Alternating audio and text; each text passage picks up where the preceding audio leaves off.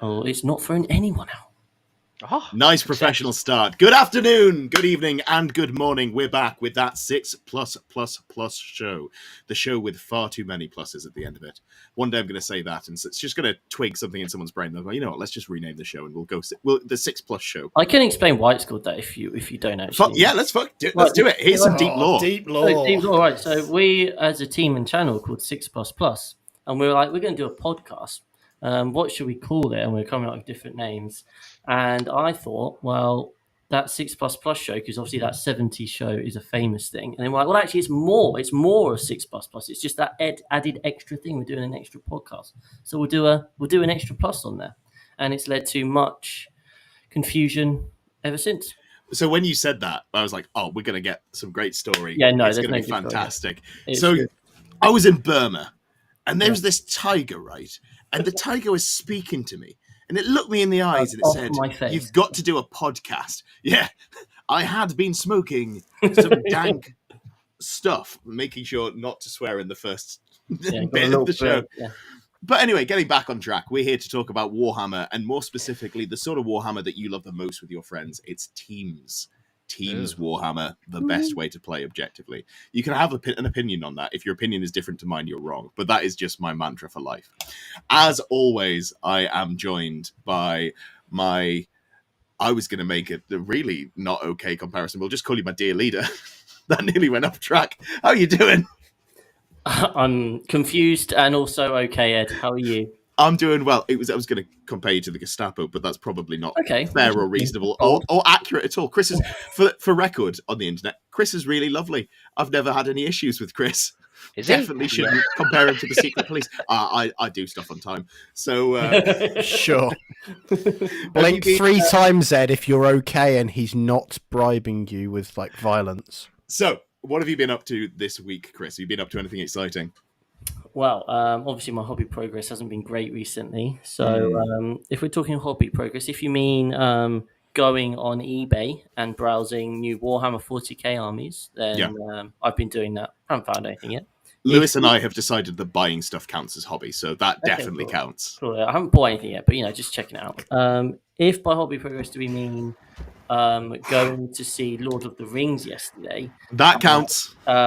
Being like, I really want to do Lord of the Rings now. Yeah. I've got 2 armies. Then that's hobby progress. Yeah. If by building, painting, modeling, you mean hobby progress, then no. So I do want to just take a quick moment as your friend to say I don't think you should start Lord of the Rings because you've got a pile of unpainted Bretonnians. You're going to be wanting to do Age of Sigmar when it comes out. I've got some painted Sylvaneth, to be fair. Sure. Can I interject though? Okay. Lord of the Rings only requires about 20 models, so yeah. How many Bretonnians has he painted? Yeah, but they're a really complicated scheme. I've actually painted like Lord of the Rings models are smaller, so it doesn't count. Exactly. 20. I just really want people to play with. Perfect. So we've gone through the first most important person on the show apart from me. We're going to go for the second most important person, and that's you, the viewers. How are you all doing? I see that we've got Paint Celestine in the chat. Good to see you.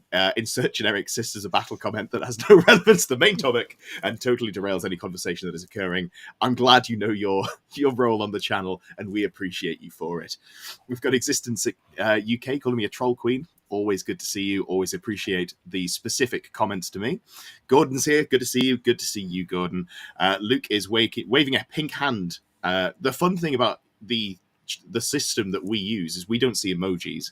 We see whatever you type to get the emoji. So whatever the most cursed typed emoji you can think of, send it in. I want to see what we've got. Dom's here. Good to see you, Dom. And we've got Mechanicus, and it's OED++. I've been here the last 4 weeks. Thank you very much, sir. But there's 2. That's why there's the plus. God, there are 2 now. Sharp. Well, let's use that as a smooth segue onto the first time he's been on the podcast. How are you doing, Ed? Hello, I'm doing amazing. I'm here. I've got a Monster Mango Loco, and I'm with 3 of the homies, so it's going to be great. Excellent It's got stuff. the mango, sugary minerals. I like to call it minerals, but it's not. Other energy drinks are available. Yeah, we're not sponsored, but if any energy drink companies do want to sponsor us, Please do, because that's like massive. That'd be way out of our league. Please give us money. Have you been up to much in the hobby? I went to Bristol last weekend. That was fun. I took my 40 Tactical Marines and some 110 Space Marines. That was fun. Managed to come third. Lost in the semi-finals, and then I've been painting some Kroot. Yeah, I'm painting some Kroot for a little crusade we're doing down my end with some local gamers. And yeah, that's pretty much it. I've got my color scheme nailed down, and I've got some more Kroot, so that's gonna be fun. Lovely. I love that you put more focus on the fact that you're painting a crap army than you. Oh, yeah. So yeah, I came third at Bristol. Also, I got this new army and it's called Kroot. But you know what? We can discuss that later on, or you might even be doing a standalone video to go into detail an event roundup. Maybe. Is that true? I am going to be doing an event roundup, so just because I don't want to get too stuck on that today, because that's not really what we're going to be talking about. But I will be doing a video later on, hopefully filmed tonight, hopefully going to release at some point throughout the week, and we're going to get that up and go talk about the run, talk about the armies that I played, talk about some fun interactions that I learned from the list, and talk about touch on a little bit the new Renegade Raiders, which is what took me out in the semi-finals, because that's a very silly detachment, and I think I might cover that a little bit more because I learned a lot about that detachment on that day that I didn't already know. So I was quite impressed by that. A good way to learn about something is get your head caved in by it. Oh, and absolutely. Now that you've finished leaving yourself a note to make a thumbnail for Ed's next video, how are you doing today, Scrivo? Yeah, I'm good. Weirdly prescient. I've been going backwards and forwards in time, and there will be a Cracking the Codex about Real Space, about Renegade Raiders tomorrow that was filmed days ago. It's like we knew. It is like we knew. We had to wait for Ed to lose a game to it before we could release it. We've got to keep him humble. Keep him humble. Yeah. And have you been up to much hobby yourself? Yeah, I've been painting Romans because I'm now a historical wargamer. Because there was this really important historical. Oh, you're a battle. racist now, are you, Father? Ah, brilliant. Thanks. I'm glad you went there. But there was this really important battle that happened for the Romans where they fought against Cthulhu. So I'm doing that sensible thing of painting. I remember learning about that at school. Yeah, man, it's great. Well, I teach it to the children as well, so it's great. So jokes aside, I've been sent a review copy of a game called Cohort Cthulhu, and it looks great. I'm painting the models, but I'm also using it as a challenge to use the Two Thin Coats paint range that I bought on Kickstarter 2 years ago and had sat in a box for 2 years. It's been fun. I had a very busy day at work doing not work. The dream. Love to hear it. Yeah, living the dream. Can't get much better than that. All right, what have I been up to? What day is it? I don't think I've done much this week, you know? I think I've just sort of... Yeah, well, no, I've been shoveling out videos. So I guess let's get to a content roundup before we go to the Old World channel. What's been coming on the main channel? What have we got? What have we got indeed? Right, well, we have got the player profile for the only Vic VJ for Team England. So Who? Some guy.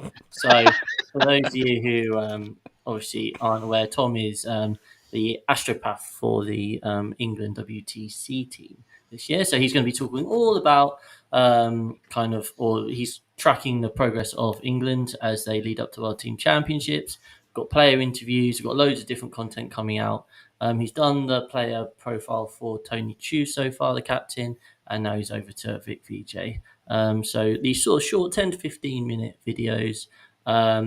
And on top of that, we're working with Luxembourg, and we're going to be I've got all of those and I've just started editing them up. So we'll be releasing all about Team Luxembourg as well. So that'll be fun.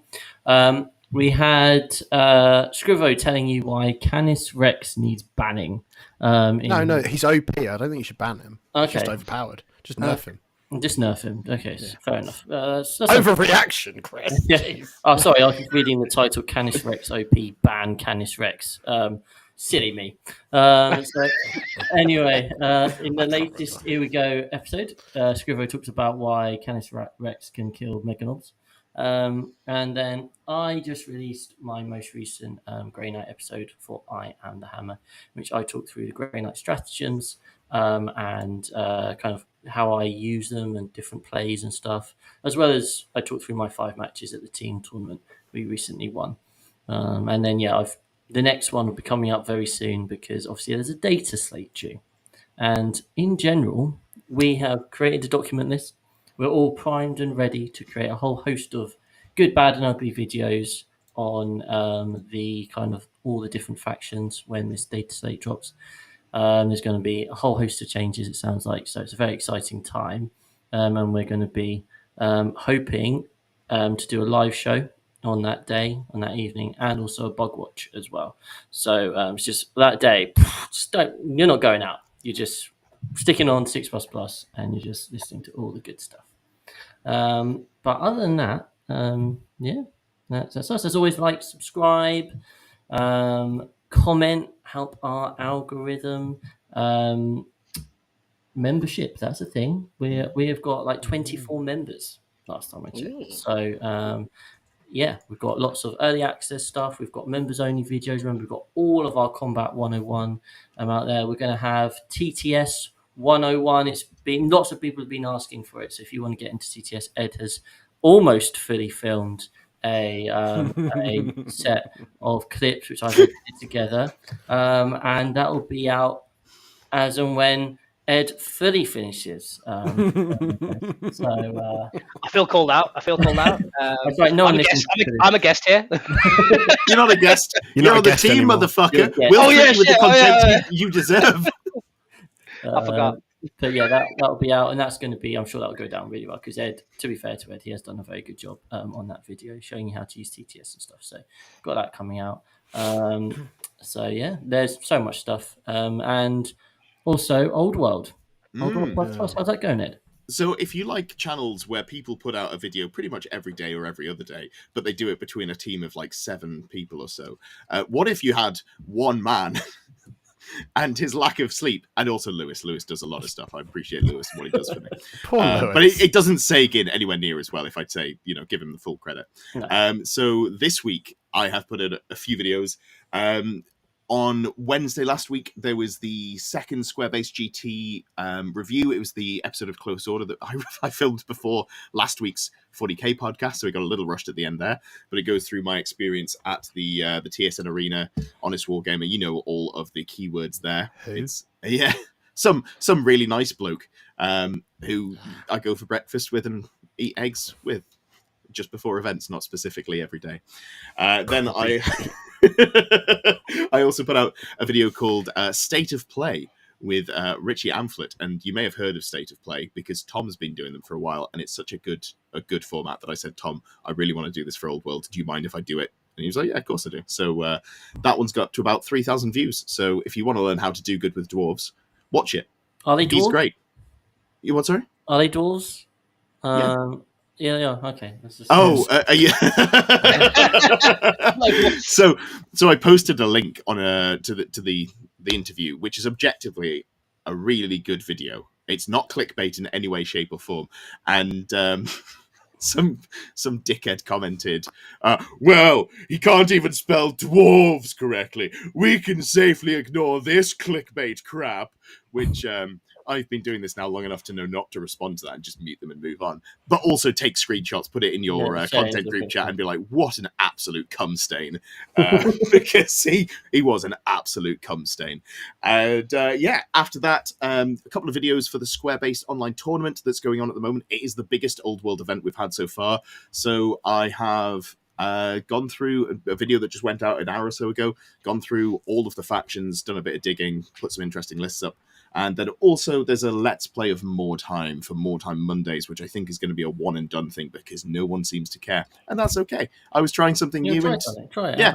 If it's not interesting, then I won't just keep doing it. That's fine. I'll just keep playing it off stream. It is so much easier for me. But plenty of stuff coming. I'm actually on holiday this week, so I'm sure there'll be plenty more stuff coming as well. Vermintide? Shh. You've got to come back to the country before we do that. We're gonna talk about that. Are you gonna announce what you're doing?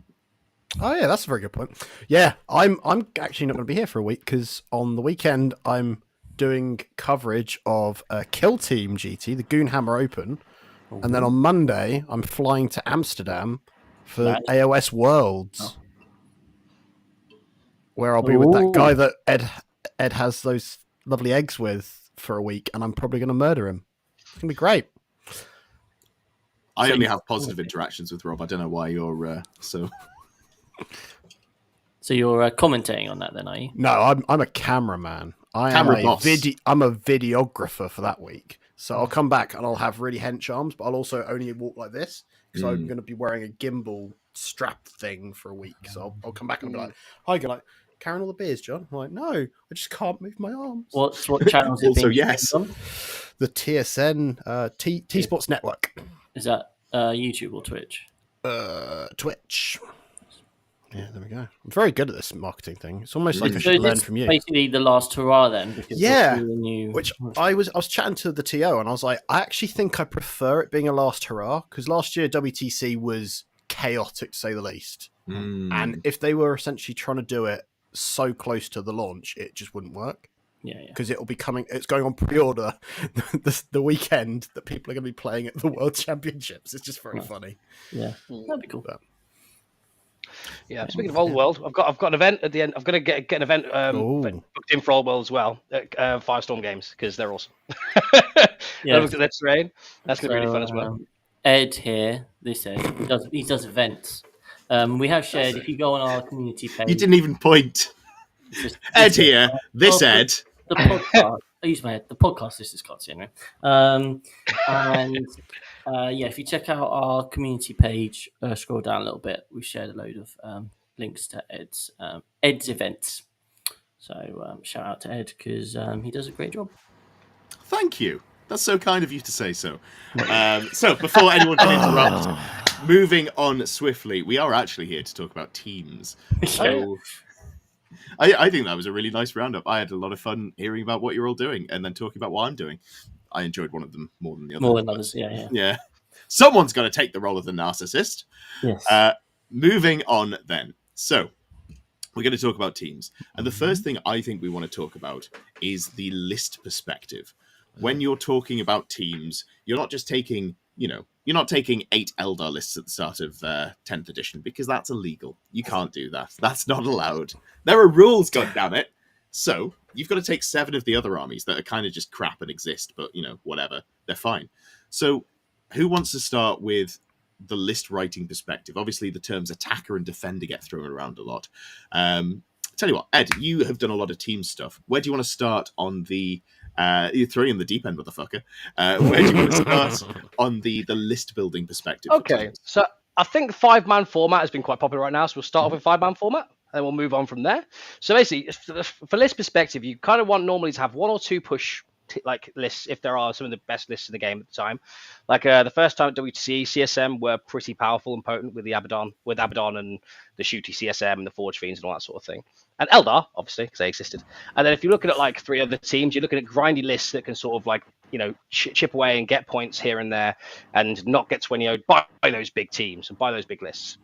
And at the time, a lot of lists could slot into that, theory really, but still have the potential to push into other lists. So in a 5-man format, you want like 1 or 2 push lists maybe, and then either then a few grindy lists and maybe some tech to a specific matchup that you're going to see quite often.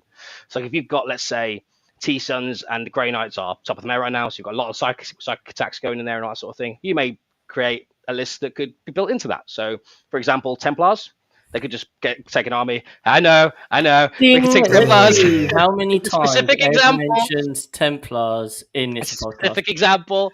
Let's say you build a list to try and tech into those things. You could build a list that could fight, but you'd be able to play those lists for a bigger, differential, or even win those games where they're some of the best armies in the game.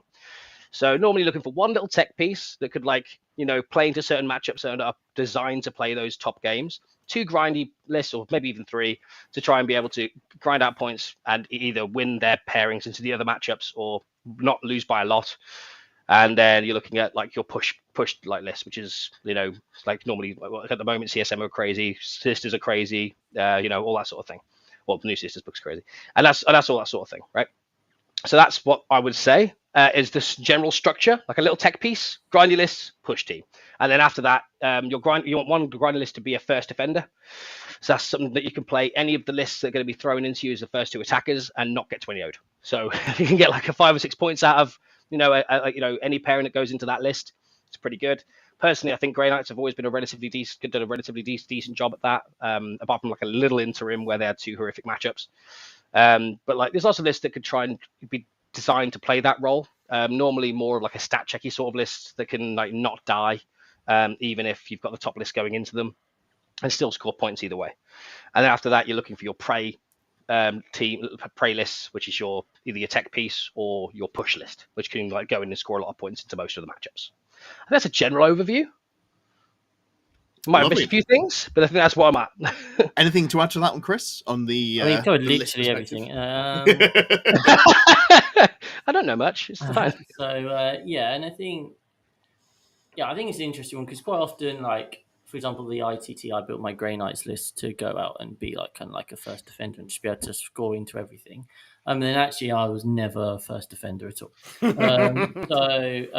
It's having those sorts of lists are really handy. But what's really important, because I think I know once I played like 1 or 2 teams lists, I was like, well, we just need to make sure we have no armies that can have that potential to get blown out. So we'll just take a load of drawy armies. But actually, you don't want a load of drawy armies either. Like that can really backfire because then suddenly you're just hoping to edge the skill matchups and get just enough of a win.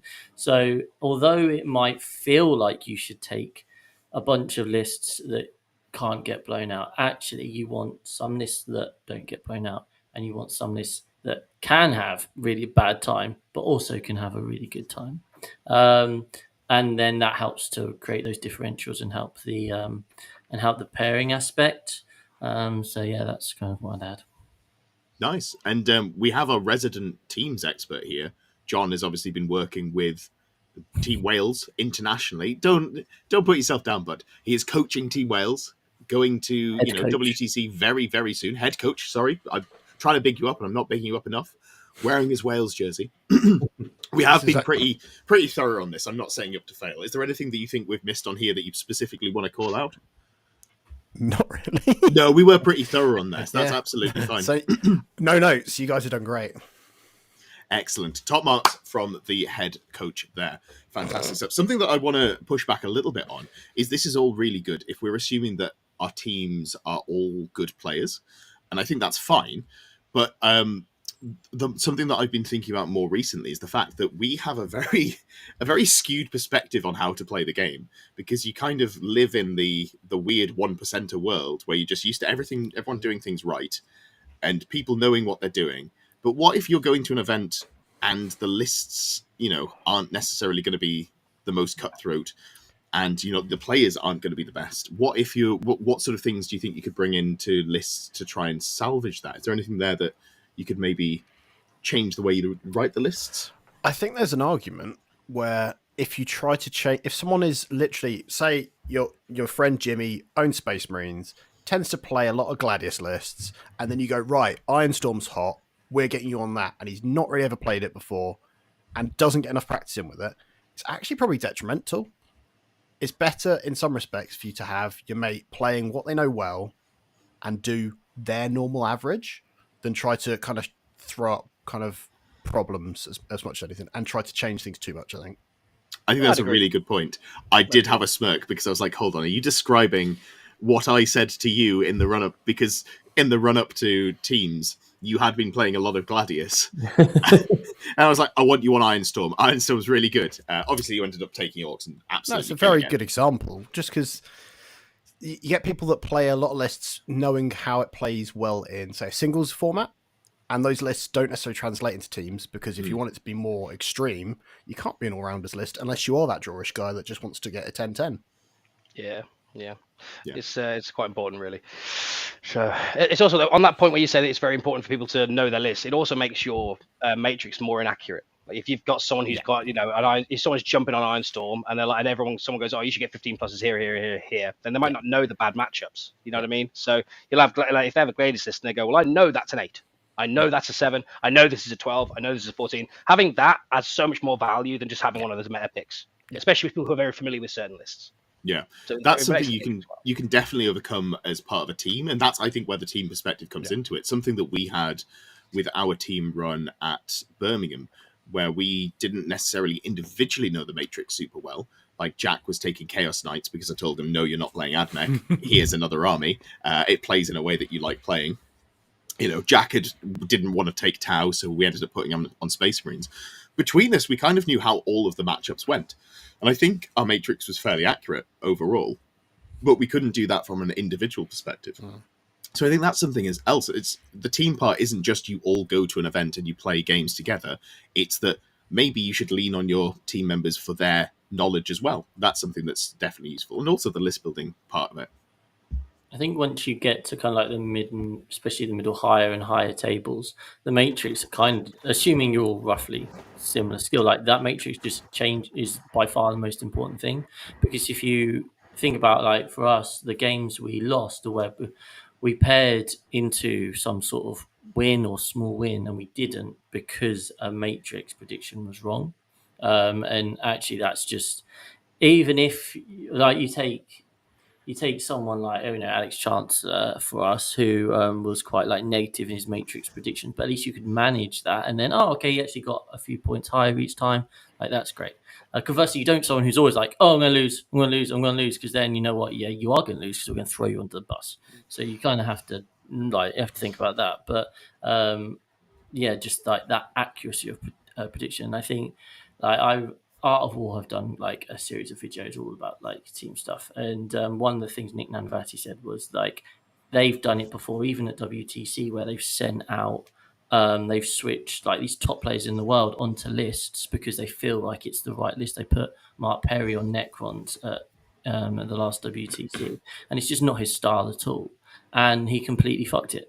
Because he just didn't. He's a very good player, but he didn't have the reps. And actually, knowing your list and knowing your style, and it's why I personally didn't take like a full mech Grey Knight list to ITT. Because although objectively all the top teams were taking that style of Grey Knight list, having had some reps with it, I just knew it didn't suit me, and I knew I wouldn't be able to deliver. I knew my matrix wouldn't be accurate compared to like the other sort of things. So that matrix is super important. And the only other thing I'd say is, if you've got maybe a team of like mixed abilities, I would say that generally you want to have your best players on the best lists, and then you want your weaker players on what I would describe as like the scary lists. So the ones where the opponents go, "Oh, that list is terrifying," and they don't actually necessarily. That affects how they pair. They might know you as individuals, they might not. Who knows? But if the weaker players are on like those scary lists, it does kind of create that psychological edge. So that's the only kind of thing I did. That's interesting. So, like in the current meta, and this is general forum answers on a postcard, anyone can chip in. If you are taking a team where you've got, let's say 3 solid players, 1 absolute killer, and then you've got 1 player who's there, a little bit of a filler, and you're aware that they're, the weaker player. What sort of armies in the meta right now? Let's say before Sisters come out, because we haven't actually seen their effect on the meta game. Rumors of their prowess may be greatly exaggerated. We couldn't tell. But what sort of armies would you want to put? Let's start with the worst player on. What would you want to stick them on to? Soften the blow there. Awkward. Awkward. Straight up. It's hordes are easy to learn very quickly because you don't have many data sheets to learn. So it's something that's very simple, something that's very straightforward that they can pick up and know. Put OC on objective, survive, get primary, don't die, and don't lose. So I think that's, especially with the power of that list anyway. Into some pairings, you've got very solid pairings with that list anyway. So if I had one not very weak player, like a weaker player compared to the rest of the team, I'd want them on Orcord. Because what did you play at the last event for us? I played Orcord. I'm terrible, mate. I'm terrible. But I put them on Orcord because there are certain matchups that they can sort of win by just walking forward. And it's a scary list, right? Like, terrifying. You can be a reasonable player. You can play. You can be a better player than the person on the Orcord. But trying to unpick how to win that game is just so hard. And maybe your army just doesn't actually have the ability to do that as well. The only reason I may disagree on that is if the player is that unknown with the army, the timekeeping's a challenge. And if they're being clocked out, it can be a challenge, right? If they haven't really got the experience with it or with playing Horde, that can be a challenge, right? Yeah, so I understand that, and the only reason why I would tend to think that I think there's a very common misconception with hordes. So I think everyone thinks hordes are horrific on the clock. So I was on the clock for 6 rounds over the weekend with that Bristol horde, whatever, and I always had 20+ minutes left. It's not. It's if you don't, you just don't fire a single gun, especially with orcs. Like you fire a pistol on fives, you don't fire a single gun. And also, if leading up to an event, you should be planning out where you're going to be deploying on every mission that you're going to be playing in that over that weekend. So if you're playing ITT, you set up the first 5 rounds of UKTC and you plan exactly where each unit is going to go. Like you deploy and you do your first turn movement 2 or 3 times. And you can do that with your weaker player as a leading up to the event on TTS. Yeah, exactly, stuff like that. It's just like teaching them where things need to go. Good places to hide trucks, good places to hide the units of 20, good places to put so you get the use out of your blood surge to get primary when you really shouldn't, and stuff like that. Really. So if they have that experience leading up to the event, just it doesn't take long. Like if you could just spend like a couple of hours just doing deployment and first turn moves, after that they sit still and roll saves. I'm going to have to push back a little bit on this, and this is the classic good Warhammer player doesn't understand that they and their peers are all a little bit unwell. We are fundamentally a bit wrong because we all put so much time and thought into the game that a normal, healthy person doesn't do. So I know, buddy, but it took me a while to come to this conclusion. But I think the level of thought that you're putting in there, you're saying that, oh, well, your worst players should be prepping, thinking about where they should be deploying. I think a lot of the time that's not realistically, unfortunately. And you can put the work in yourself, but you can't bring the horse to water, as it were. So I definitely hear what John's concerns are. I'm not saying that you're wrong, because I think a horde is definitely an army that, by its nature, especially even if you only get 3 or 4 turns in, you're going to be stood on points. And you're going to get a lot of primary, and the secondary scoring is not as good. But I can see where the concern comes in, that you might be struggling to finish your rounds, and not having the fight phase mastery as well, I think takes a lot of the power out of a horde army. I can see that. I think it's just where my theory behind the horde list was the fact that you could just basically have one of your weaker players on there. When I say like all that thought process behind, you could just tell your teammate this and just like share a screen on Discord for an hour or two. Because I have done that with a lot of people that have joined my teams before. I don't think it's like maybe this is a bit where it's like fundamentally disagree a little bit, because I think that level of thought, like just 2 hours going first turn deployment, or like first turn deployment and first turn move for each mission for a couple of hours, isn't much, especially when you go into a big team event like ITT and you've only got 4 players. If I'm a captain of a team, I'll go through each person's list with them, and I'll go through some things that I can help them out with. I'm not saying everyone does that. I don't know that's what your point is, but that's what my point is. Like when it comes to, if I was running a team and I had a weaker person, I knew it was a weaker person, I'm putting them on Orcord, I'll go through, I'll put a little bit of effort in to try and prepare them for that. If that makes sense. And that's where my point would be in trying to put them onto the Orcord, rather than, let's say, like, something that's very elite that you can make a mistake and lose an entire unit by making a mistake. Like, if a unit of 20 orcs gets shot, it's fine. If they're using Grey Knights and you let a Paladin Brick get shot by 2 Forge Fiends, game over, right? It's just stuff like that I'd be worried about personally. So the actual answer to the question has come to me, and it's just put them on 18 Wraith Necrons. Any muppet can play that. Fair.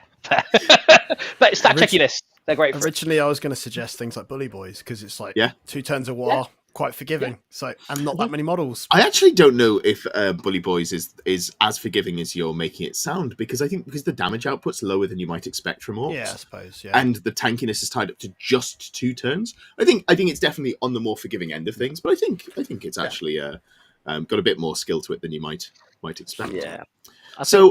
We've covered our shitter respectfully. Yeah.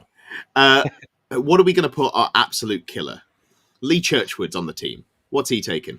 Chaos Space Marines. Chaos. Well, yeah, but that's because it's like, you've got 5 clones of Lee. What, you've got to give each of them a different army. What are you giving Lee?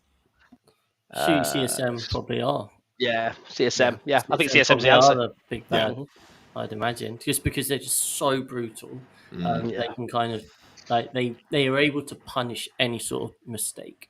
Like, oh, you failed your charges, you're dead. Oh, I can see you, you're dead. Like, they're just the output is incredible. On top of the fact that they've just got some of the tricks as well. Oh, you didn't interlock all of your units, so I can't do warp talent shenanigans. Yeah. Oh, you're dead. You're dead. Yeah, exactly. Like I think they just punish. They punish mistakes really well, and on top of that, they're just a very strong army even at the highest level. So I think they're good at generating those big wins, which is what you want your best players to be doing. Yeah, no, I absolutely agree. Anything to add to that one, John? Or are you happy with CSM? In agreement. Well, Yeah. it doesn't matter if it's CSM. That's a great example for now. Yeah. But that sort of archetype of like army, the one that is essentially a bully, that no matter what it goes into, it's going to score great. It used to be 9 Eldar planes, right? Like, It used to be, didn't used to have admech that used to just put on the board. 6 Admech planes. Yeah, like Ash Loftus in the Planes. chat used to do that. What a scumbag. Ugh. Yeah. That just took me back to being absolutely ruined by Team Scotland's Orc Buggy player back in 9th edition. I can't remember his name, and it makes me feel so guilty because I think about him a surprising amount. He's such a lovely guy, and he's beaten me twice now. So, whatever your name, he's called Matt. There we go. Sorry, Matt. If you ever see this, I think about you at least once every 3 months. There we go. So Well, he's really nice. I don't know. I just like talking to him. So Ashley Blake in the chat says, "Great video, guys. Can Votan work in a teams format, or are they too average to pair up?" Now, especially if you're moving up to an 8-man teams format, you've got a lot more flexibility with the armies you fit in. Do we think that Votan fit into 8-man teams? I think it depends. I think if you have a very good Votan player and they can't use anything else, and they are very good at what they'd use, and they know all the pairings, and they know every single matrix result. Yeah, I think they'll work. But I think then they have an argument. But otherwise, I say just at a pure power level, I would say no, they do struggle. Wait till the day, right? They're about to get the forward deploy guys. That might change something. So I think that will change them significantly. To be honest, I think that's absolutely massive. I will say, I hope you guys are all enjoying this podcast as much as I am, because I've knocked my coffee over twice. That's how much fun I'm having. I just thought you were having a moment. I was like, "What's Ed doing? I'm distracted. Is he looking at like old world leaks or something? Because he seems to not be ready to get his head in the game, man." Oh mate, you just wait to see what come in for dwarves. It's going to be. You'll be surprised. Coming. But yes, thank you. You will be coming. They're never coming. Well, they will at some point, but maybe they just had to rewrite the book or something. I don't know. Anyway, moving on. Fuck the heck. Anyway, so God, what were we talking about? Teams? I can't remember. So just to future-proof the video, as our teams expert, if you can just tell us what's going to be good for the team event coming up next November, what do you want to put the push list in for November? Right answer. Blood Angels. It's Blood Angels. Well, we might have had the Blood Angels Codex by then, where they'll have squatted all the firstborn, so your answer is wrong. You get nothing. Good day, sir! Just Death Company, man. It'll be great. Agents of the Imperium. Shout out to Sai, single-handedly trying to get their win percentage. Dunking his own win percentage. Trying to get his win percentage above 0. I think, isn't he got like a 40% win events or something like that? That's not a slam. I think that's fairly incredible. For better than mine. Not an event I take you to, buddy. You do good for me. Anyway, my Team Wales events. speaking about doing well for your team, it's not just the sort of lists that you're running. It's also the players that you have that you might have to protect, or you might know someone is just, absolutely able to do the work that they need to. So what sort of different players have we got on a team? And we'll start the opposite way around from the first one. John, what sort of different people do you have on a team in terms of like the makeup of a competitive team? Is this positive or negatives, or just a bit of both? You go with whatever you want, buddy. So to me, I was thinking of a good example is a very brittle player. So someone that literally, as soon as something goes wrong, they start to get cracks. And then as the coach or the captain, it's your job to just avoid them actually shattering. Because it's that whole thing of like, it's one problem. There's very rarely a game that will literally hinge on one interaction unless it's a really fucking big mistake.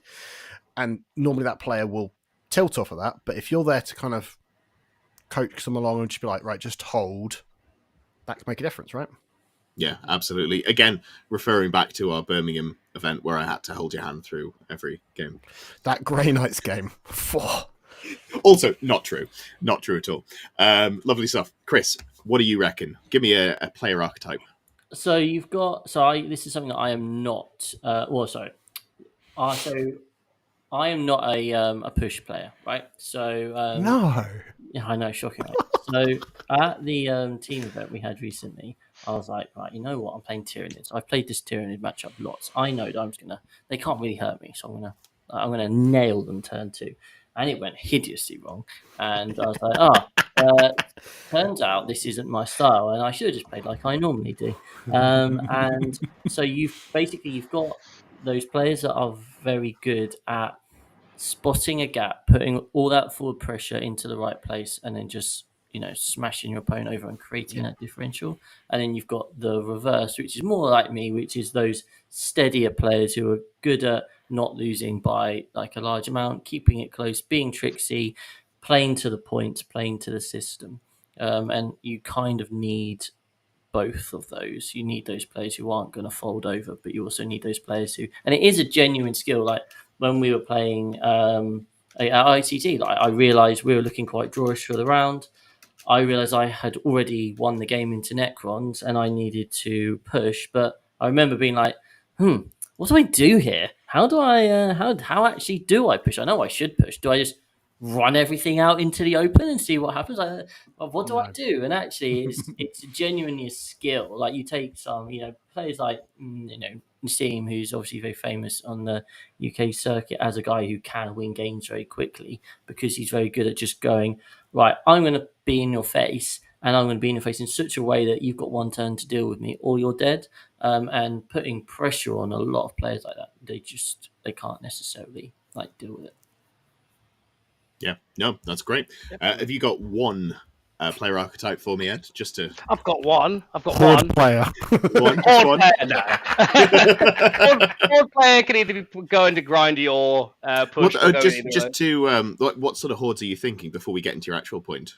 Okay, so there's like a few different hordes that you can run at the moment. I think they've all got relatively good value. I think you've got Crude Jail in certain like pairings and teams can do relatively well, like against Votan, unfortunately, and stuff like that. If they go first with their forwards deploy and they have those 2 units that can like get picked up and redeploy, you basically have that opportunity to just move, block an entire army without actually having to give up much.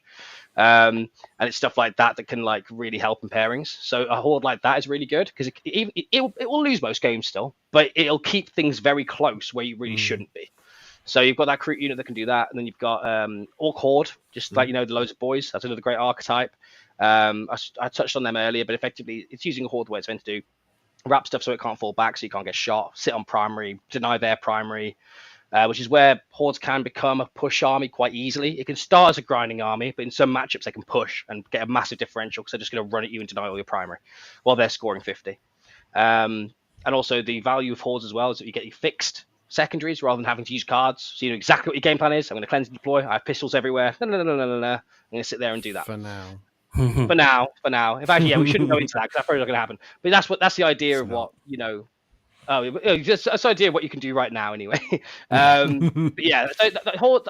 I think the Templar horde, which is another. No, there we are. I got it! Bingo! And the Templar horde. Thank you so much for the actually great answer. That's the only reason I was asked. like, Ed's just set you up there. Is he gonna? Yes, he has. Yeah. Well, obviously, but then I thought I'd say it last, so that he had to listen to me talk about the hordes first. I was waiting for that. That was really well thought out and detailed, and I really enjoyed it. But also, and Ed wasn't listening at all because he was just like, not at all. No, I was listening the entire time. I'm so annoyed because I'm going to look like such a dickhead at the end when I go, and I just wanted you to say Black Templars. Yeah, and it was such a good point. But yeah, it was genuinely. It just runs, and basically Templar Horde does a very similar job, so we'd have to go into that. A horde's a horde at the end of the day. Unending Swarm does the same sort of jail type thing. Yeah, Unending Swarm as well. Great. I forgot about that one. Yeah, that's a good example. This is not fishing, because I genuinely want your opinion on this. So, how do you feel your list plays into the Canoptech wraiths? Oh, absolutely annihilate it every time. Perfect, yeah. So I played my list. No, 100%. I agree. So I played Necrons into basically a Black Templar horde in the last round of the ITT, and my opponent was convinced that I body him, and I was like, I don't think that's right, but I'm starting to doubt myself. Anyway, so that's just, I'm vindicated now. It's all good. Yeah. Well, I played the 18 Canoptic Wraiths in round 5. before the fight before in Bristol, and No the Hellbreak spoilers. unit just went. Oh yeah, it's true. That's true. But Hellbreak kills stuff if it's a surprise to anyone. That's reasonable. Yeah, and we have got Johnny in the chat saying didn't even mention the true meta of the AdMech Horde. Yes, there are 4 or 5 people in the world who can still play an AdMech Horde to a high level, and I don't think I've met any of them yet. I'm sure if I did, they'd be cool dudes though, and I'll keep an eye out for them in the future. Perfect. So I slightly derailed it there because I was definitely fishing for bait. But we were talking about different sorts of players. We had brittle players, we had push players, we had those sort of like steady, I'm going to call them like solid rock players. Sure. Because not only do they get you consistent like 8 to 12s, but they always look like Dwayne The Rock Johnson. Hello, yes, I play Necrons. Why are you asking? Got a 10, you're welcome. Have you got any other archetypes that you want to add to the pool there? It's less of an archetype, more of a trait that you kind of want for a captain. So it's sort of like you've got a captain who's, as someone mentioned earlier, they need to know how to keep their players, keep the brittle player cool, so they're not going to lose their, lose their decorum, and try and make sure that they're keeping accurate predictions. But it's also having the skill of being able to read points and reading, if a captain's going around to check on people's games are going on, and they have like the scorecard on the side, which by the way I encourage everyone to do if they can, keep a scorecard that's quite visible so your captain can come around and have a look, because you might get it wrong while you're on the table. I've had it before where people have been on the table and gone, oh, it's going to be a 3 or a 4 because they've just got it in their head because they failed 2 charges or whatever, or something's gone wrong, and then you go back over and scan, and actually they're like 5 points behind. Their opponent doesn't have the top of the turn. It's at the bottom of the turn, so they're not going to get a big primary thing at the end. So actually, it's probably more looking like a 7 or 8 sort of territory. So it's also knowing the players that can sometimes give you that inaccurate information sometimes, because they can sometimes get a bit more defeatist than other players, and reading their score and having that prediction there to have that little bit of security, because sometimes people can't give you an accurate, or some players can't give you an accurate prediction throughout the game, because either it's going really well or they overpredict, or it's going really bad so they underpredict, and sometimes it's really hard for people to find that medium where it's actually an accurate prediction, and that just takes experience. So I think it's about having that little bit of a trait to be able to read points to go round and create your own sort of predictions, as well as your teams, just to try and see where you can grab points or have to push where and stuff like that. Perfect. Yeah, I want to add on one here. I want a hype man in every team. I need someone who is like super jazzed to just be there and winning, and not to an obnoxious degree. But they're warring, they're in the bin. Well, they're not doing that at UKTC events, so that's not a concern for me. But you want someone who keeps the team spirits high, even if you're going into a round where you've got 4 losing matchups and 1 draw. You just need to have someone who's like, okay, let's we're going to fight for a draw, and if we get better than that, fantastic. Let's just do what we can. We're going to win, and I think that's really valuable to have. Because even if you've not got players who are particularly brittle, if you're in a losing matchup or like a losing round even, and your whole team is feeling a bit down in the dumps, you've got to have someone to pull you out of that and get that positive mental energy going. Yeah, I agree. Fantastic. So we've had a few there. Anyone got any last player archetypes that they want to sort of throw in the ring before we... Maybe looking at the predator list to try and like that little bit of a tech with that person who knows that one matchup very, very well they can go into. So like if you've got like the bully boys that you're going to see a lot in teams, they might have like, I don't know, a very specific Grey Knight list that's built into them, for example, and they'll know that pairing inside and out. And that's one person that you can have on the team, and that one archetype to know that one pairing to always use as like an attacker into them. That on paper may not look as good, might not look as bad for for them as it actually is, and to try and get those points out of a pairing that they actually know very well, and to try and get that differential. That's a cool little archetype to sometimes have. But yeah, that's the only one I can think of really. Perfect. All right. I guess the only thing I'd say as well for your anyone that you're going to try and push, I really like having meticulous players on the team, so people who know exactly how they're going to squeeze every point out, because sometimes you get people who are just really good at the game but they're like really sloppy, play fast. We've definitely all had games into players like that who are just really good, but my god, you're like, how do you continue to exist? This is like, I don't know how you know what you're doing. You just seem to not idiot savant, what's the word I'm looking for, you just sort of you float through without actually having to think about it. But then you've got players who really do know how they're getting each and every point, and that I think is perfect for teams, because it gives you so much control over the matrix. And what you can go to them sort of round 2 and they go, yeah, no, I think this is going to be a 16-4 or something, and you feel confident knowing that they're going to be able to pull that out or squeeze even more out from it than that. Yeah. Lovely stuff. So something else that's important to go into, bless you, is you need someone who's able to do the pairings. That is a skill that you need to have. So what sort of things, and it's difficult to say what sort of things you look for in somebody who does pairings, but what sort of skills you need to be able to do the pairings? I think being able to take yourself out of the equation. So I think you do occasionally get 2 types of pairers. So you get one which is, I don't know what's going on. Just having a laugh, just thinking of some people. Don't worry about it. Okay. You've got those who obviously pair to give themselves a good matchup. So you've got those captains who would like to go, you know what? Oh, that looks quite tasty. I'll take that. Yeah. I'll take that one. Oh, no, it's all right, guys. I've got this one. Thinking excellent. I can try and go 20-0 every game. So you've got that type. And then the other type, almost that sacrificial lamb to an extent, who kind of go, oh, sorry, I'll take this one. I'll take this one for the team. When actually it doesn't necessarily mean it's the right job according to the matrix. So you, I think, the pair's job is to do the mathematically, logically best thing using reason and the numbers on your grid, and you've got to try and take yourself out of it, and in any way, either in a positive or a negative way.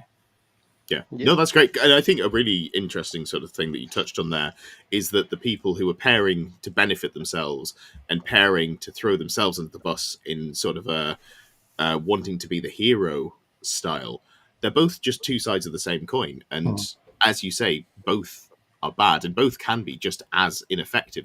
I might say that the person who's willing to throw themselves on the bus could potentially be more of a detriment, because at least the person who's pairing themselves into a good matchup, assuming that they're a good player, if they're fishing for it and they get the 20, like, you might have ruined the rest of the pairings, but at least you did your job to a high level. Whereas it's a lot harder. Whereas if you're jumping on a grenade that doesn't need to be jumped on, you're not getting that 20 points for your team. You're maybe soaking up, like, you get a 6-14, but maybe one of your teammates would have got an 8-12. Like, you've actively harmed the team in that way instead of, getting the push you need. Yeah, it's like I always think with the pairings, it's all about a very good matrix. So all I tried to do, I paired a couple of the rounds at the ITT/3 or 4, but obviously always spoke to everyone throughout to try and talk about what they think the pairings are and stuff. And sometimes, sometimes it's about knowing what their players are looking for as well. Because I made a mistake on one of the pairings where I thought, well, if I take out the bully boys, because that's one of the tougher matchups, then obviously it's going to be better for us later on. But actually, they wanted me to play the bully boys because it's going to be a tightish game. It's like a 12-8 either way, depending on how it goes. And they actually wanted that because they would put faith in their other players to sort of, try and push those differentials where they could. And it basically meant that we drew the round rather than won. So it's stuff like that. It's like knowing what you want, it's also knowing what they want and trying to stop that and trying to take that into consideration for at least a second before you carry on doing your pairings. And reading the players is certainly a thing. Like when you know the team you're playing into, I know, especially at WTC, I think I can't remember, it might have been England, or like when they paired into America, like they knew that the certain Americans were going to want certain matchups because just the personalities. And so you can almost like pair into like, well, we know that this player won't be able to resist taking the bait kind of thing. And like that sort of thing. So there isn't, I'm sure at WTC it's probably a bit more prevalent because they know the personalities, and actually a lot of the player skill is equal. So it's about every little edge, whereas more for us, it's like you're playing against 5 opponents you have no idea who they are, then you can't really apply for that. So something that Jack has said every time that I've been on his team or paired is that you shouldn't pair for the player. You should always pair for the matchup. Yeah. And I think unless you are at the level where you're not watching this podcast because any advice we'd give you is completely irrelevant because you know so much more than us. At that level, yeah, you can pair for. You can be like, I know this player's tendency to do this. I can ruin him. I've played him 12 times over the last 3 months online. I know how he plays. Yeah. If you're not playing at that sort of level, I think it's really good to just pair for the list and not be like, oh, but that's their best player. I know that's their best player. He wins all his games at his local gaming club. He's the biggest fish in the small pond. And then you get there and you're like, actually, no, it doesn't make a difference. It just the list plays the way that the list plays. Well, when we did our matrices for the event, our matrix into England was pretty spicy. Like, we win that game on the matrix, and all of us had winning games into Manny. Now, if you were to generally, obviously, take your matrix into Manny, you probably wouldn't put yourself as this is definitely a win for me. But we just did it purely on paper because, when we got to semi-finals last year and played England, it was like, okay, yeah, well, we'll just matrix this up as in just list v list. And I think you do have to do that. It's very important that you do that, because if you feel as a team you are going to be generally outmatched, what's the point in just putting a bunch of ones and twos? That doesn't achieve anything, right? You have to go according to the maths and give yourselves the best chance of winning that game. Because you'd give yourself worse matchups if you just make them all bad, because then it's just you may as well shuffle your cards and throw them in. Yeah, it's that defeatist mentality. If you get into that defeatist mentality, if I play any of these guys, I'm going to lose. Then suddenly your matrix just gets thrown out anyway. You look at the list. If you don't know, especially if you don't know the players personally, you just have to look at the list anyway. You know, like, you might hear the big names, you might know they're good, but you still have to just create a matrix, as Chris says. Create a matrix, have the information, have the predictions there. And if you don't hit it because you're playing Team England, then it's fine. No one's going to turn around and be like, oh, how dare you get 20-0 by Harrison when he's on his highest storm. No one's going to mind, it's fine. But it's just about trying to maintain that. No, you'll mind. It's just about maintaining those expectations. Definitely. But yeah. Cool. Yeah. Something else that I think is quite a fun dynamic to talk about, because we've all been involved in pairings. When you've got a player who is shitting the bed, that changes how you pair them. Like, if someone is like, just, if you can't rely on someone, or if someone's on like a real hot streak, that changes. Like, the numbers they give you kind of stop mattering a little bit. So you're like, well, you've got one good matchup and 3 meh matchups, and we could give you a good one here, and it would mean that another player gets a bad one. We're just going to throw you under the bus because you've shit the bed twice. And you don't say that to them, but there's definitely an aspect of the list pairing where you're just like, I don't think this player is going to be able to perform this round. We need to just throw, get you out of the matrix, get some good pairings elsewhere, go for dinner this evening, give you a back rub, be like, it's all right, mate. It'll be fine tomorrow. We'll start you off on a high. But for round 3, you're playing on the light board. I know you're Chaos Knights. I don't care. You're playing Ironstorm. I'm not sorry, Doddy. I get that. I think the only thing with that is, like, you obviously want to. I always try and maintain. So I need to that's say right. That's right. That is not specifically about Jack. I used Chaos Knights as an example because they die to guns. Jack jumped on the 1,000 Suns grenade twice as a hero. We didn't throw him under the bus. He's bullying. No, not specifically. Anyway, sorry, I cut you off. Hey, good. But yes, I think it's important to know who to throw under the bus. But I think it's also a case of, if someone is shit in the bed or doing something similar, I do try to. If I'm going to throw someone on the bus, I'm just very clear about it. Like, this one time, Alex was, he had just bad pairings everywhere. It was one round, he didn't have a single good pairing, and it was just unlucky, just the way the armies that they had. Now I looked at Alex, was like, sorry, bro, they're thrown under the bus. Like, there's literally nothing we can do. I think that was the round that, even though we threw him into the bus, he got like an 8 or a 9. He smashed it, and he did really well anyway. So call out to Alex for that. That was awesome. But sometimes, if you're going to throw someone under the bus, I always try to make it quite clear to them that I'm going to do that, or if I'm getting thrown under the bus, I'll say, by the way, guys, I'm getting thrown under the bus here because we've got like 3 other good pairings here. Or, if whoever needs to be thrown under the bus each round, it won't be the same person every round. But, like, I always try to make it quite clear, because it also cushions the blow a little, right? If you're the player who knows that you're about to be thrown under the bus, and, I think that takes the edge off a little. Do you know what I mean? And having that edge taken off sometimes really does help with the mental state of how you play the game. Like, if I'm being thrown under the bus, they're expecting like 1 or 2 points here, and suddenly you're playing for a 5, they'll fight harder for that, and they'll start playing much more, much more to try and get those 5 or 6 points. Which I do think having that mentality, when you've been thrown under the bus, you're not expected much, but suddenly you get more, they'll start playing a lot better. And I think that's one thing that I think is quite important in that pairing process. And if you're thrown under the bus and you're thinking, I'm getting 20-0'd, and then your team comes to you and go, it's really close. If you could just get 2 points and you squeeze that, you're the champion. The guy Exactly. that 20-0'd the other guy doesn't matter, but you getting those 2 points pushed your team over the edge, and that is something spicy and lovely to have happen. So And I think I that's agree. a really important point in terms of like going back to the captain role, is making sure at the start of every round each player knows what they are supposed to be getting. Like, get told a amount that you are supposed to be getting and do your best to deliver it. And if it's you're under the bus, see if you can get 3 or 4, then great. But every player needs to know what the expectation is so they can adjust. So, for example, third round, I played into Firestorm on the light board.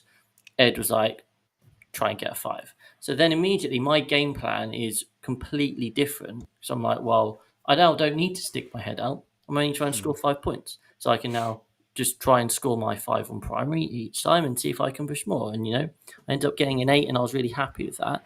And I think but that was because I had a very clear expectation.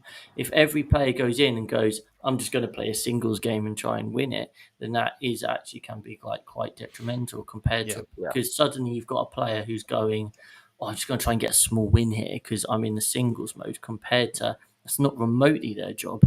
Their job is they're a hero if they get a 6 or a 7, because your pairings have gone elsewhere, right? So just making sure, I can't stress that enough, how important it is that every player going in, and that's just a team huddle, right? Or a walk down the line at the start of each game. Just right, we're aiming for this, and just making sure everyone knows what their job is. Yeah, and also while pairing, it's also knowing problem players on the other team. So there's some people who have like problems, who have had problems with other players before, or like play aggressively on the clock, or whatever they do, right? And it's also knowing those players, and if one of your guys gets paired into them, making the person on your team very aware of that, so they can sort of keep an eye on it and be prepared for it in the game, which I think is an important aspect to mention as well. But yeah, that's one thing that is Yeah, I think this is a good segue to talk about being a team captain, and that's absolutely one of the roles that you have to do when you're captaining. You're not just looking after your own game, you're not just looking after the team scores, but you do have to make sure that there's not any undue pressure on your players from out of game circumstances. And that doesn't mean that you've got to be, pulling outside the other team captain for a fist fight in the parking lot, unless you think you'd win, in which case probably a solid strategy. Get on that. That's official 6++ advice. Punch your opponents. Bring a metal dreadnought in a sock. I'll have it. But you've got to understand how to manage the social circumstances around, whether it's you get to the last game and your opposing team are all crowding your one player. You don't necessarily even have to get to a point where you're talking to the team, but when your team, there's one game left, you can see that the other players on the other team are all crowding around. Go around, take up the space. Give your player some space by moving their players around and taking up your side of the table. There are definite ways that you can do things without having to get into straight, all right, sort your life out, we're not having this. There's soft skills, I think, is a good topic for captaining. But the person who's done the most captaining here, I think, is you probably, Chris.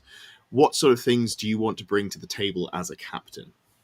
I think, as kind of just relating to my previous point, just like that clear communication and a level head. Like, you don't want someone who's going to be super like hot-headed, someone who gets down about themselves. I know that when I used to play like competitive sports and I was captaining a team, I got down with I found it really hard to be like, if I was playing badly, I found it very hard to then pick myself up, and I had to work really hard on being able to drop my own performance and just focus on the greater good of the team.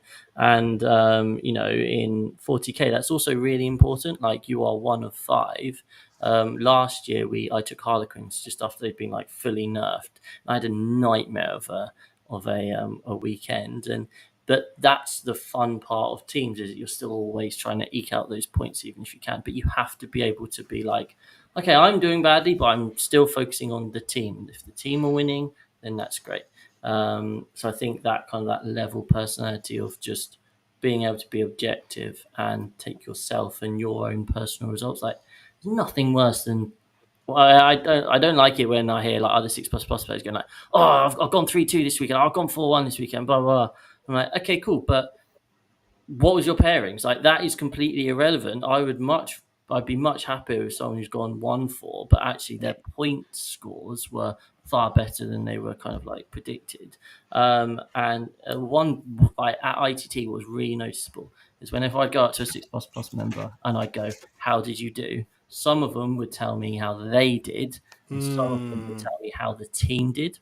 Anyone ever asked me how'd you get on at a team event, I'll always tell them what the team did.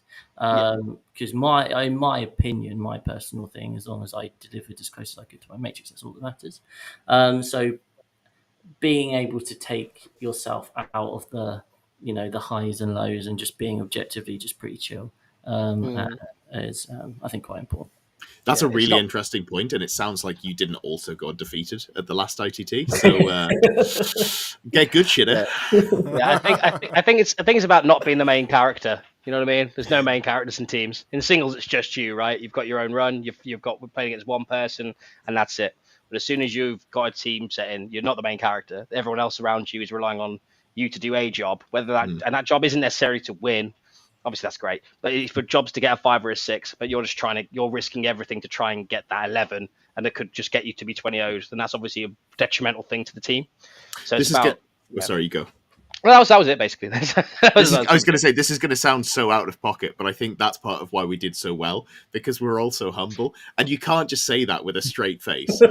My 4 teammates are all 4 very humble players. I can say that, and no one will argue with me. I am not humble. I think outside of on a camera, I think when you're talking about Warhammer, Christ. When you're in your real life, me, I'm far worse off camera. There's only one thing I'm not good at, and it's been humble. It's because I'm great at it. Oh God. Is it too late to return him back to where he came from? No! If anyone's a fan of DC and they know of like the whole Speed Force thing, where anyone who's got access to the Speed Force, when there's multiple of them around, it sort of halves their access to it. Not the case with Attitude and Eds. We just sort of bounce off each other and multiply. It's true. Soon there'll be 3. Soon there'll be 3. No, I think there's enough here. Perfect. So what were we talking about? Some Warhammer stuff, I think. Captains. Captains. Yeah, perfect. Anything you wanted to add to it, John? Just sometimes I think that kind of what Chris was saying about kind of if you're having a bad game, all players should to some extent do what the captain, like Chris was saying he needs to do as a captain, is to step away for a couple of minutes and just collect yourself. Because in a teams format especially, if you're fucking up, you're not just letting yourself down, you're letting your entire team down. So sometimes it's just like, you need to just like chill and just kind of recollect yourself to then go back to the table and just play that cagey game you need to get the points you need to, not sit there sulking, because you're probably going to play sloppy, you're probably going to play really kind of disheartened, and that doesn't help your team. When you said that, I genuinely went back to being like a 12-year-old, felt like I was being told off. No, but you know what I mean? It's like, it's so, like, You're I've right. done it myself, where you have like, you almost have a tantrum like a child. It's just like, oh, I'm used to doing all right at games, but I'm probably only going to score like an 18-2, and like, those 2 points are going to not help my team. Ugh. It's like, no, shut the hell up and get on with it. That's your job. Do it. Stop sulking. And if I think that means the you point still there win, doesn't matter. Is circling back round to the captain's role. What you need is a captain who rules out of fear, not love. And I hate captains like that. You had a great time. No, I'm talking about Kev. Kev's the worst. He beats me. Any last points? Because I think we've covered teams pretty well. We're an hour 10 in. I think we could probably look at some viewer questions and call it a night. We've got a lot. Oh, good job that I'm cutting you off. Anything else before I move on? Let's do it. Do the questions. Yeah, we've got a lot of questions. Lovely stuff. So it looks like Scott is the most recent one. Also, the oldest one that we haven't answered so far. If you were conscripted onto a kill team going onto a Space Hulk, and you were able to bring one other member of the Plus to have your back, who would you bring? We're going to go clockwise here, starting with Ed. Sorry, No, that's what was the unfair. question? That's unfair. You've I only knew. just- No. We're going to go anti-clockwise, starting with Chris. John. I'd go for Aaron because he's just Yeah. built like a unit, and I feel safe in his presence. Yeah, no, good answer. John? I would probably go for you, Ed, because I think you've actually got more activation points than the rest of the team, so you'd be more efficient in kill team, and you probably can shoot from concealed, so you're probably really good in the game, especially if you're on a vantage point. Oh, that might actually be the nicest thing anyone's ever said about me. Thank you so much. This is starting to undo the trauma of Davey telling me that he didn't like me the first time he met me. If you had to pick, Not just Davey. if you had to pick, Ed, one member of 6++ to go into a Space Hulk with you, who are you bringing? I'd bring Tom because I'm pretty sure he'd just make them all love him so much that they wouldn't hurt him, including Gene Stealers. Like he'd be like, "It's alright, Gene Stealers. Don't worry about it, man. Let's just go and have a beer, and then we go and have a beer with Gene Stealers and survive." But would he remember to bring his gun / army / gun? He'd Not lose at all. it. Not at all. Not at all. Lost it. I think in a similar vein to Chris. So there's two answers. There's one, you can go for someone who you think would be able to physically protect you, or you can go for someone who you think you're able to comfortably outrun.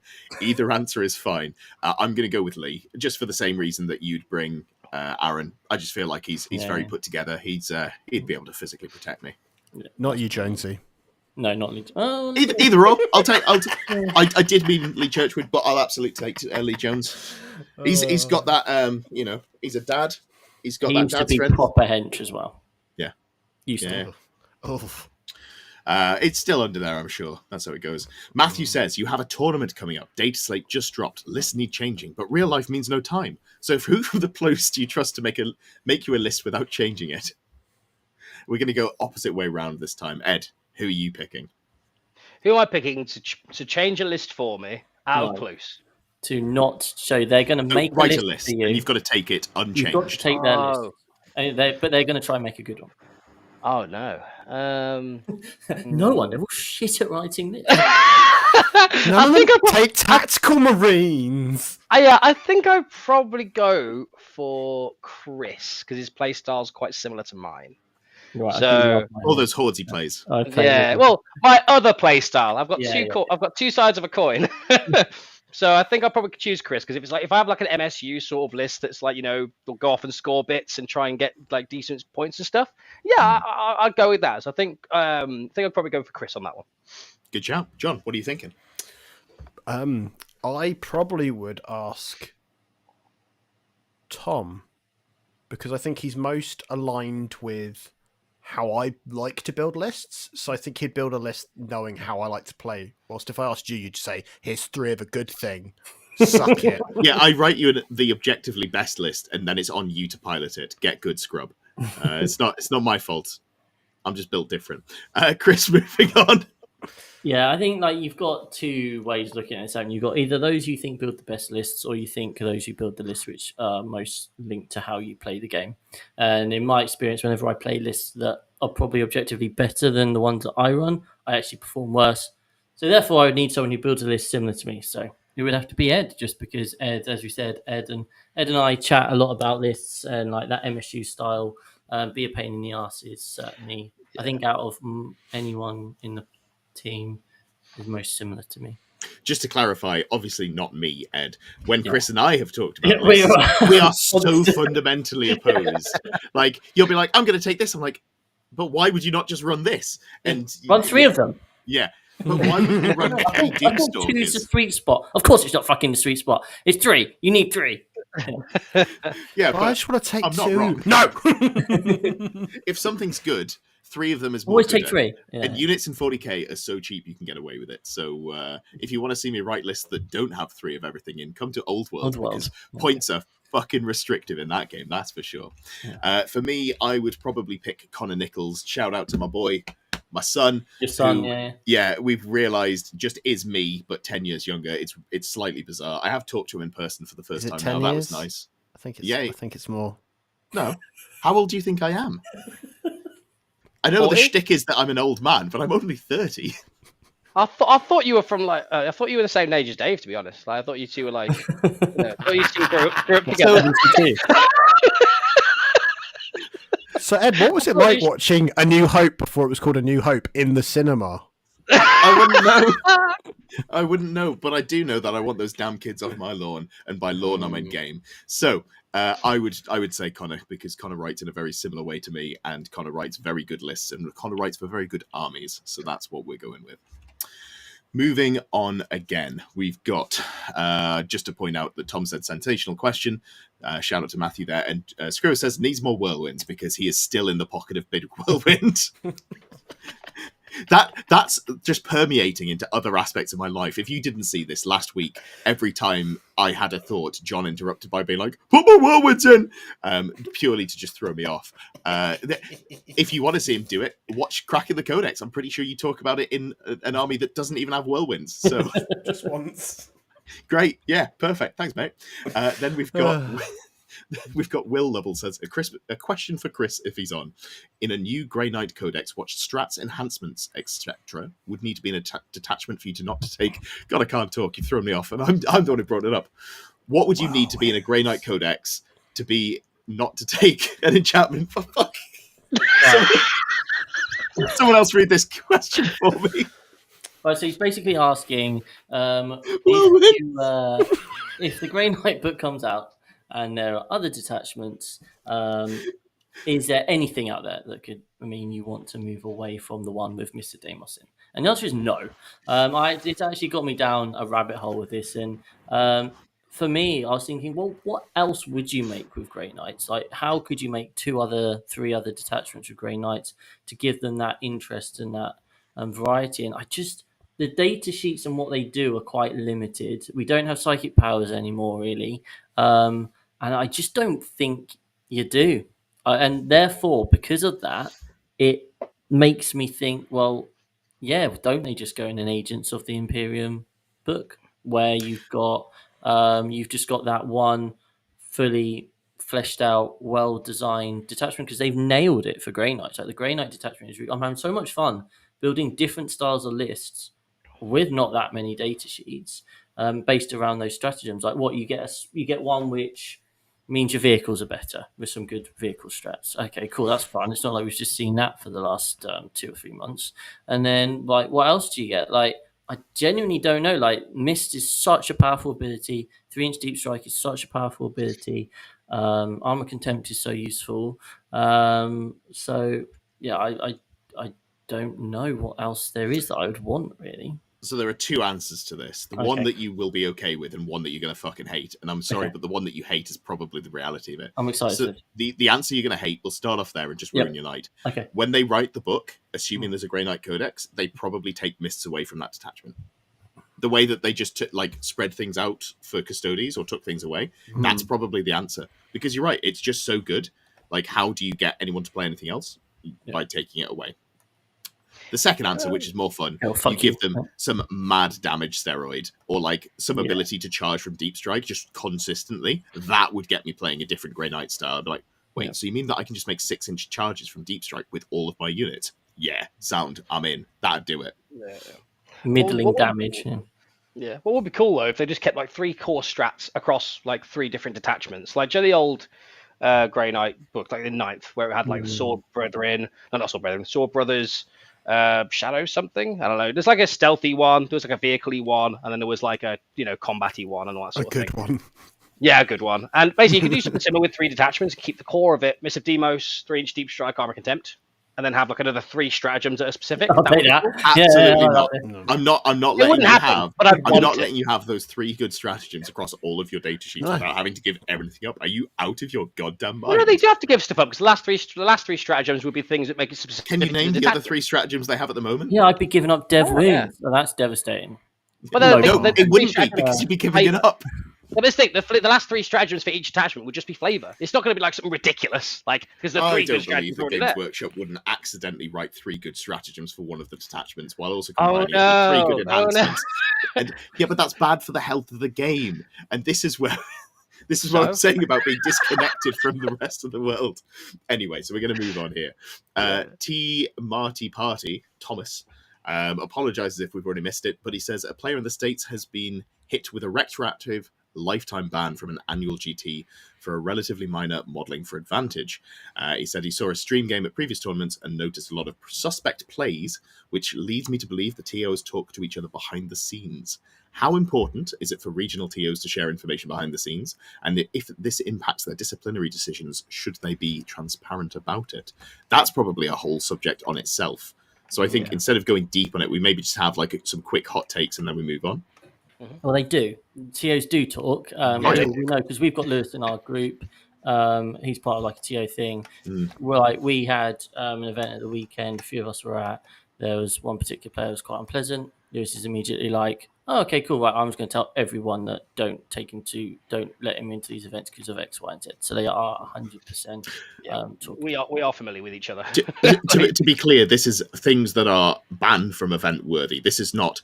I don't know. He didn't. When I said hello in the morning, he didn't say anything because he hadn't had his coffee. This is like actual bannable behaviour. We need to be clear about that one before we're besmirching any good names.